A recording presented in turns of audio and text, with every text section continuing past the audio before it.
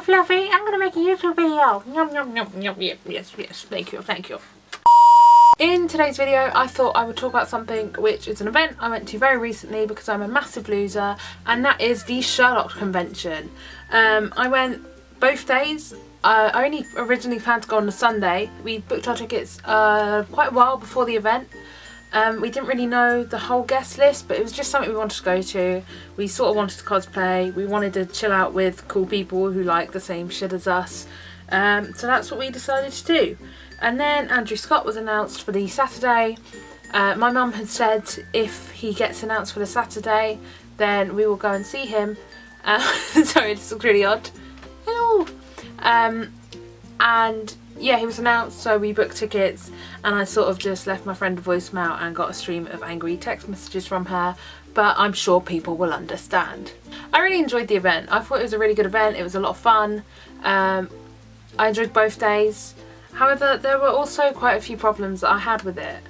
I've written them down. I'm really bad at I'm really bad at covering things in videos. I always forget points, especially when I've got this little furball chilling on my lap and licking my chin.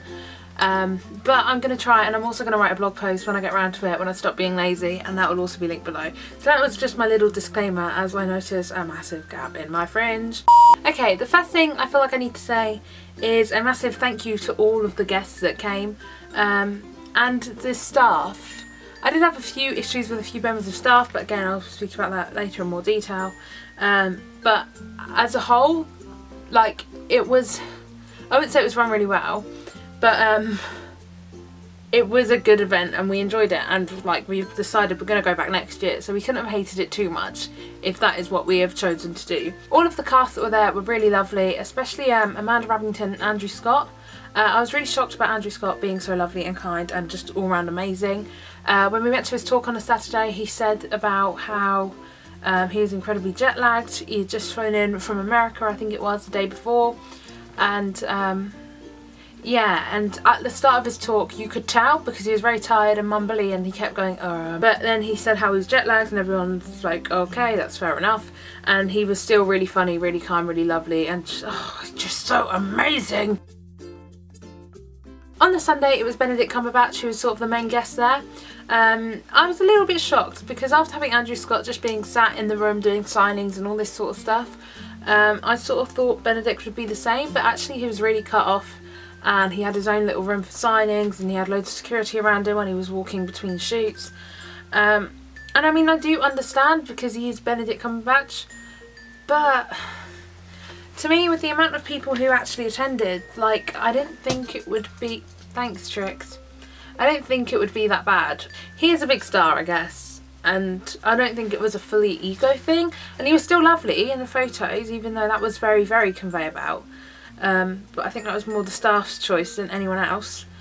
But yeah, I just found it odd that he was sort of cut off, but then again, I think if it was me, I wouldn't want people taking photos of me if I was just sat there, like, eating some food and doing some signatures, because I pull the dumb face anyway, and I get really pissed if my friends don't tell me they're taking a photo, so I think that's sort of understandable, even though it was just a little bit crap.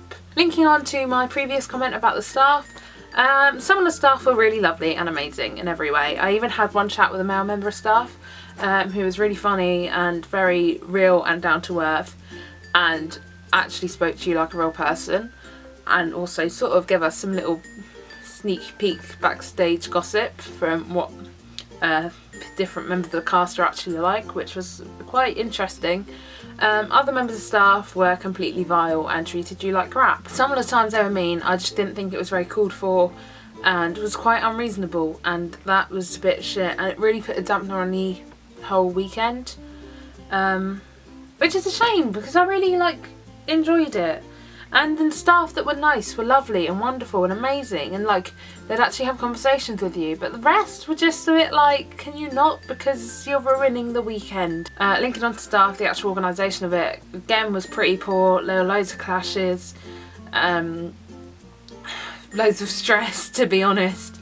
Like, me and my friend on the Sunday almost missed our Rupert Graves photo shoot to try and get the Benedict photo shoot, and then you had one the member of staff that was at the Benedict photo shoot was telling you to go to Rupert Graves, the one on Rupert Graves was telling you to go to Benedict, and it was very stressful. No one seemed to know what was going on. Again, I don't think that's the staff's fault, I think that's the organisers' fault though. And just on a completely different side note, at the venue, I think it's the XL Centre, whatever it's called, in London, it was really awkward because on the same weekend they had a home show, and you would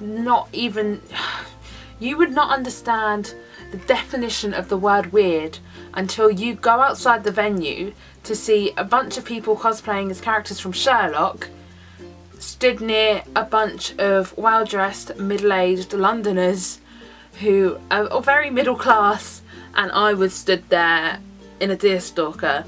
So again, that's not a criticism, that was just very surreal, and most of the people there for the home show probably thought they were tripping because it was really weird, especially when they saw someone dressed as Doctor Strange. I literally thought one woman was about to just have a heart attack. Okay, now it's time to go to the money section. Like I said at the beginning, I didn't realise I was going to end up going both days. I thought I was only going to end up going on the Sunday, so I did not buy a sort of silver, gold, platinum weekend, anything like that ticket. I bought all my tickets individually, and that is something I sort of really regret.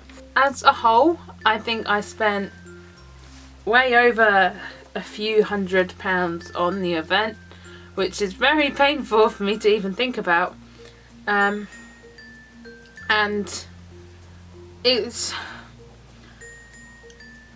I feel like it was worth it because I really enjoyed the weekend, but again, I feel like I paid for more than what I actually got.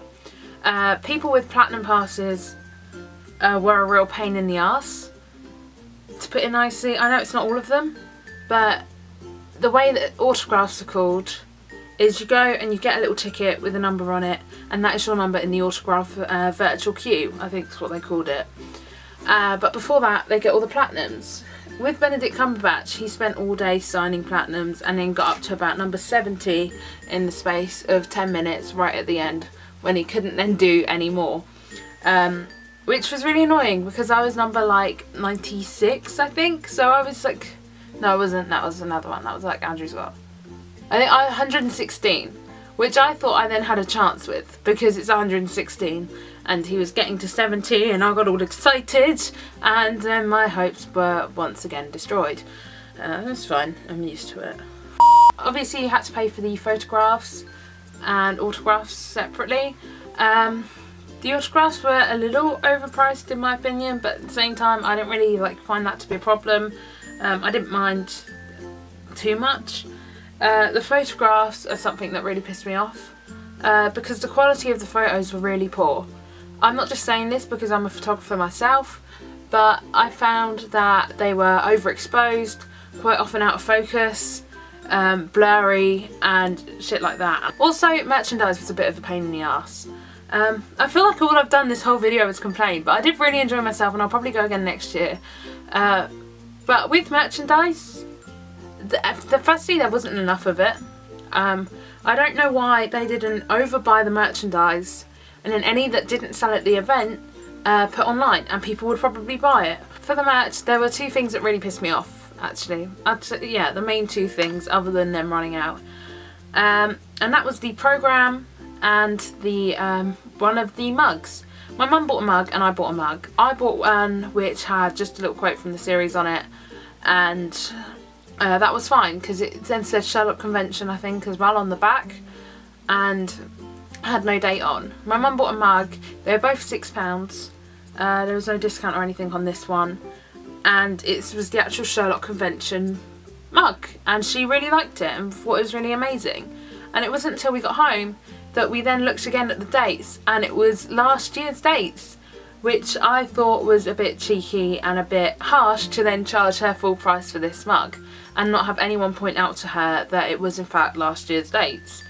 On top of that, I bought a programme and so did my mum, and again it wasn't until I got home that I looked through it to just sort of reminisce like I do when I'm home alone and drinking, and Such a tragedy.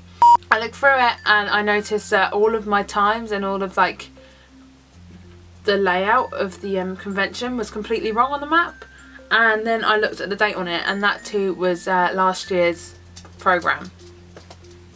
So yeah, there you go. That is my opinion of the Sherlock convention. If you were also there, let me know in the comments, message me, tweet me, I don't know, find me, send me a pigeon, any of the above. Let me know what you thought. Let me know what you would improve, what you enjoyed, blah blah blah. Also, don't forget to check out my blog post when I actually make it live. I need to write it first. And feel free to check out Natalie's blog post. Again, the link's in my knickers. There we go. I'm awaiting backlash now. I'm hoping that I have so few people watch these videos that no shit will become of this. But I feel like that's wishful thinking. Until next time, bye.